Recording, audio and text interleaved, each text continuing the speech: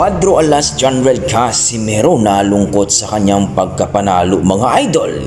Yan ang ating pag-uusapan ngayon mga idol. Cuadras Casimero posible daw mapalaban dito kay Carl James Martin ang rank number 2 dito sa WBO. Yan ang pag-uusapan natin mga idol.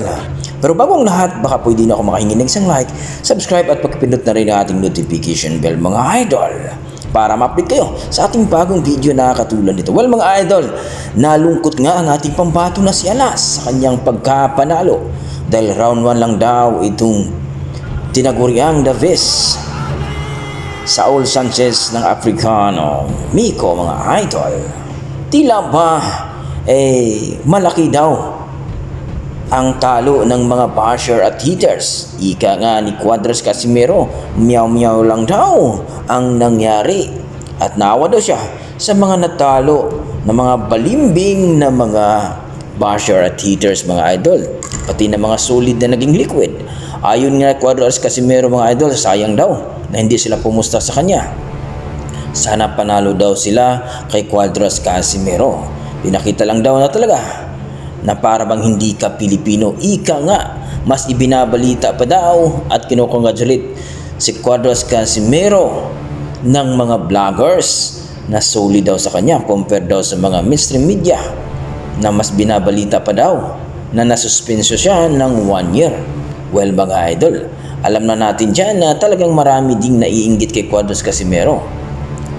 At dito nga mga idol, nakita natin itong si Cuadras Casimero na talaga namang patambay-tambay lamang na walang nangyayari pero milyones ang kinita. At dito nga mga idol sa usaping laban ni Cuadras Casimero na hindi siya mapalaban dito sa bansang Japan, naman mapalaban si Cuadras Casimero sa Korea o sa bansang Pilipinas, na kung saan mga idol marami nagsasabi na itong si Carl James Martin para masubukan dahil nasa ranking na ito sa rank number 2. At posible na itong si Cuadras Casimero magiging rank number 3 na ito sa WBO. Naman marami nagsasabi mga idol na itong si Carl James Martin na sinasabi nilang malupit at tauhan din to ng impi.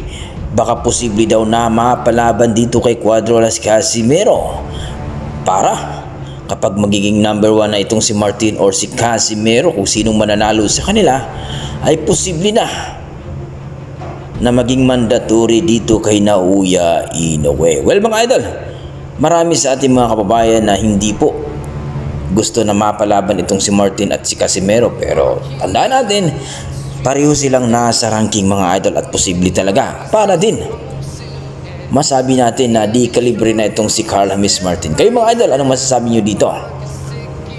Posible kaya na itong si Casimero at si Martin? At kung magmaterialize ang laban mga idol, sino kaya sa inyo?